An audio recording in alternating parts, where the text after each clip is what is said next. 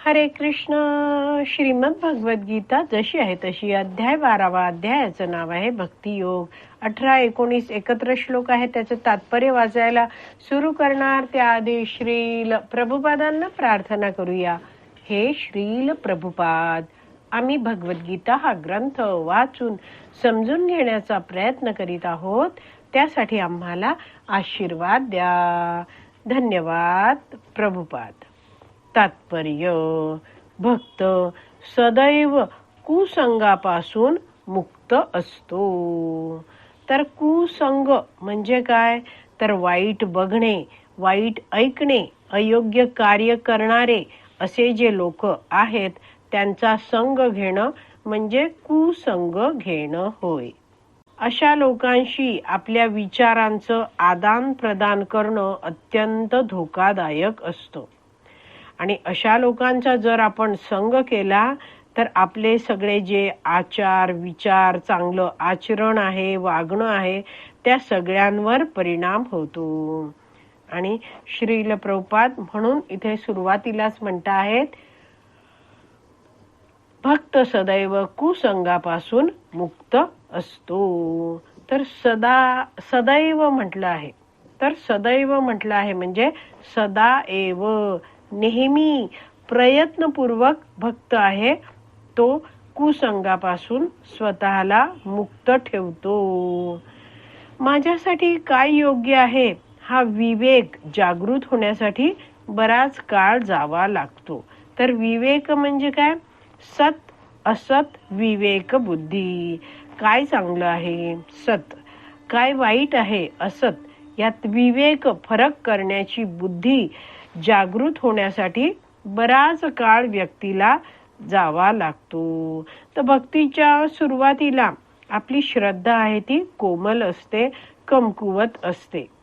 आणि आपल्या भक्तीच्या रोपट्याला, भक्ती लतेला संरक्षणाची आवश्यकता असते.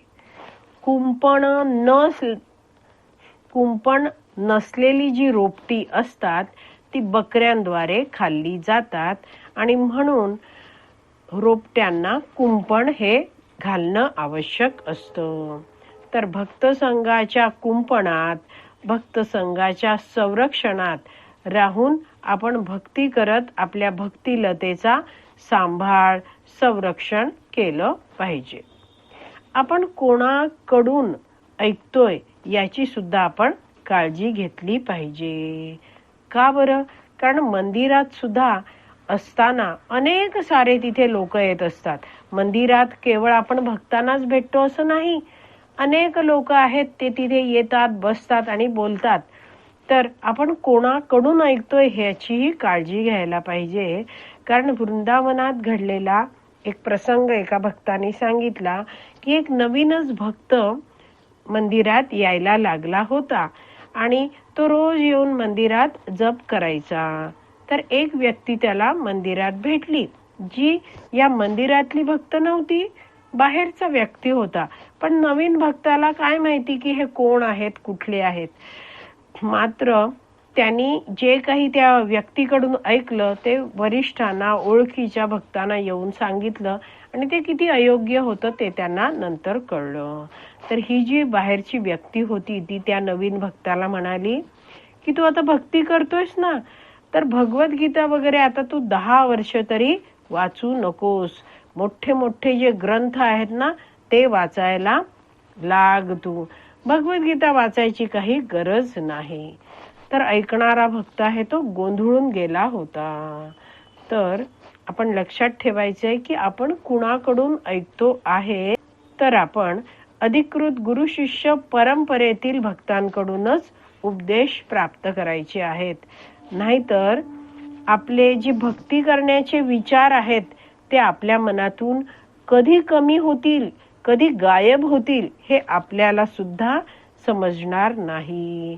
आणि म्हणून ही जी वॉर्निंग आहे ही आपण कायम लक्षात ठेवायची आहे की कोणाच्याही इतर लोकांच्या बोलण्यामुळे आपण वाहवत जायचं नाहीये. भक्त संघाच्या कुंपणातच आपण सुरक्षितरित्या भक्ती करू शकतो. तर असा हा जो भक्त संघ आहे तो आपल्याला भक्तीत पुढे नेणारा आहे, मदत करणारा आहे. श्री चैतन्य चरितामृत ग्रंथामध्ये मध्यलीला 22.87 मध्ये श्री चैतन्य महाप्रभू सनातन गोस्वामींना उपदेश करताना म्हणतात, असत्संग त्याग येई वैष्णव आचार. तो वैष्णवाने असत्संगाचा त्याग केला पाहिजे.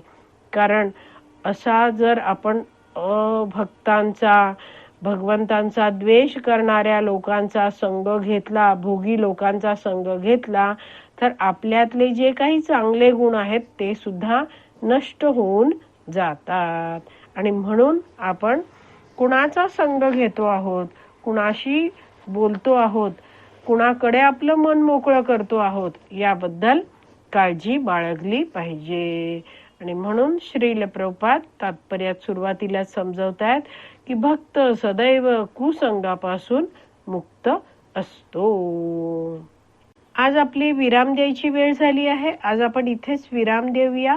श्रीमद भगवत गीता की जय. श्रील प्रभुपाद की जय. हरी बोल.